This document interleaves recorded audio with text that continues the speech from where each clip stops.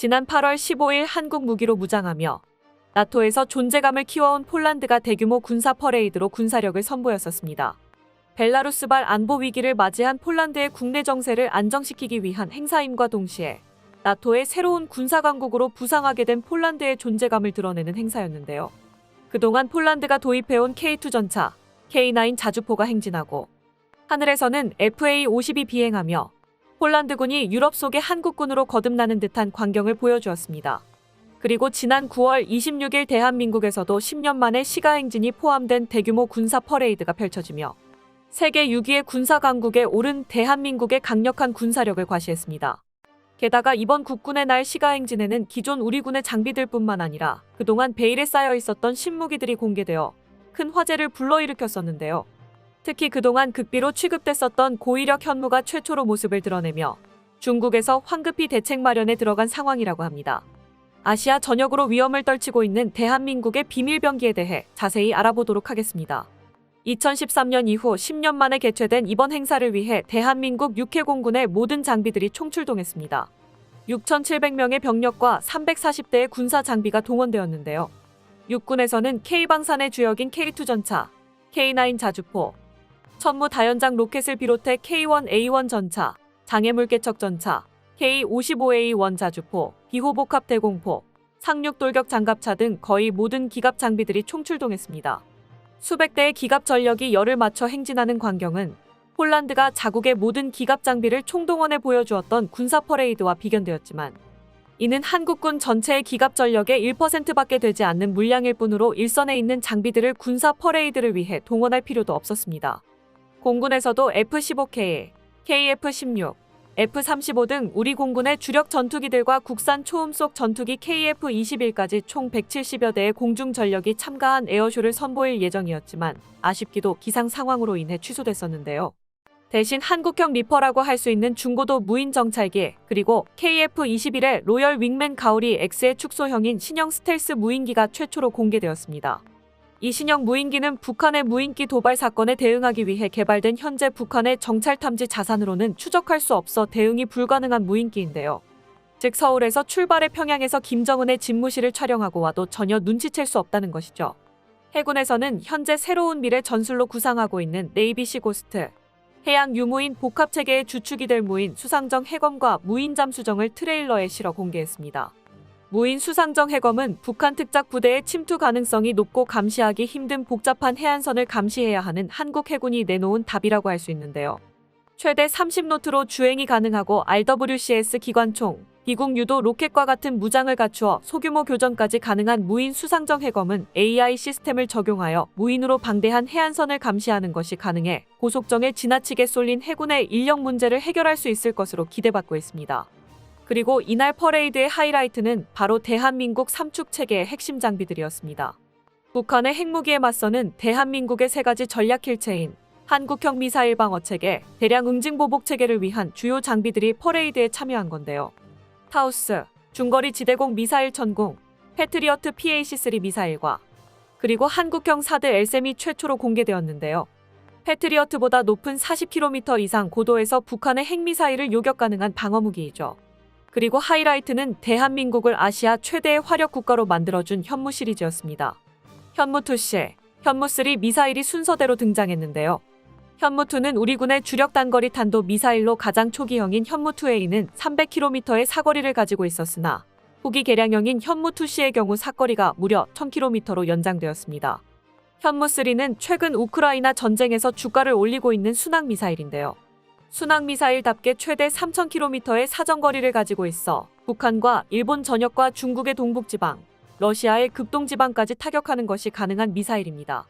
그런데 행사 전에는 최근 개발이 완료되어 양산에 돌입한 현무5가 최초로 공개될 거란 소식도 있었으나 현장에서는 모습을 찾아볼 수 없었습니다. 소식통에 따르면 현무5는 북한이 추가로 고강도 도발을 할 경우 공개할 일종의 히든 카드로 남겨두었다고 합니다.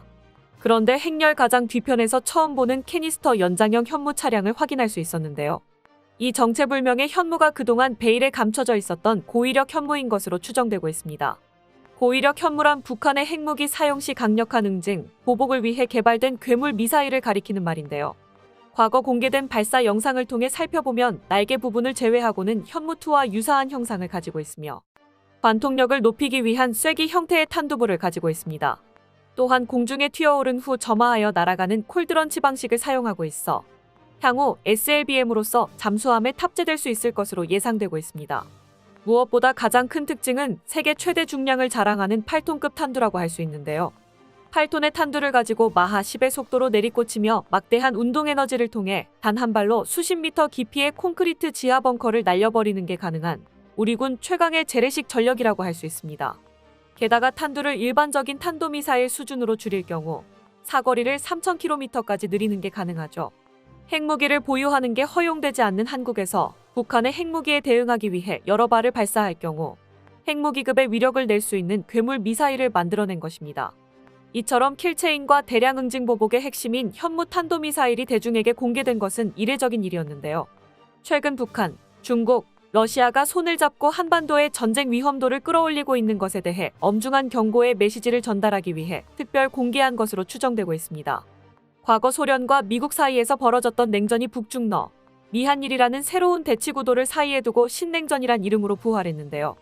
이러한 상황에서 한국이 유럽의 새로운 무기 공급자이자 아시아의 새로운 군사 강국으로서 존재감을 발휘하고 있습니다. 이번 군사 퍼레이드를 통해 대한민국 국군이 북한이 그 누구와 손을 잡아도 날려버릴 수 있는 강력한 화력을 가지고 있음을 다시 한번 증명해냈는데요. 우크라이나 전쟁에 1년 넘게 발이 묶여 하다하다 북한과 손을 잡은 러시아와 달리 중국은 지금과 같은 구도를 달가워하지 않고 있습니다. 특히 그동안 중국과 미국 사이에서 중립을 지켜왔던 한국이 완전히 미국의 편으로 돌아서 중국을 적대하고 있는 상황은 큰 부담이 될 수밖에 없는데요. 한국에서 중국을 공격하고자 마음먹는다면 중국의 큰 위기가 될 수 있기 때문입니다. 중국에서 가장 경계하고 있는 한국 무기가 바로 현무 시리즈인데요. 그동안 한국의 미사일은 사거리와 탄두 무게를 제한하는 미사일 지침에 따라 개발되는 미사일의 범위가 한반도 내로 한정되어 있었습니다. 오직 북한만을 공격하기 위한 미사일이었기에 중국에서 우려할 필요가 없었던 무기였죠. 그런데 미사일 지침이 해제되자마자 한국은 대뜸 괴물 같은 미사일들을 공개하기 시작했습니다. 사거리가 500km라던 현무2의 사정거리가 갑자기 2배로 늘어나기도 했죠. 그동안 충분히 개발할 여력이 있었음에도 미사일 지침으로 숨겨두었던 대한민국의 미사일 기술력을 뽐내기 시작한 것인데요. 중국 미디어 소후에서는 한국이 100m 깊이의 지하 벙커를 타격할 수 있는 괴물 미사일 개발을 완료했다며 한국의 고위력 현무 미사일의 등장을 경계하는 기사를 보도했었습니다. 해당 기사에서는 한국에서 개발한 신형 미사일의 위력에 대해 분석하며 그동안 주변국들의 분노와 항의에도 전략무기 개발을 멈추지 않아온 한국의 야망을 경계해야 한다고 주장했는데요. 사거리 3,000km는 한국 탄도미사일 기술의 한계가 아니다. 현무5의 강력한 엔진은 미국의 SLBM 트라이던트 1의 75톤 추력에 도달했다. 한국이 의지만 있다면 장거리 탄도 미사일은 물론이고 대륙간 탄도미사일 ICBM도 충분히 개발이 가능할 것이다.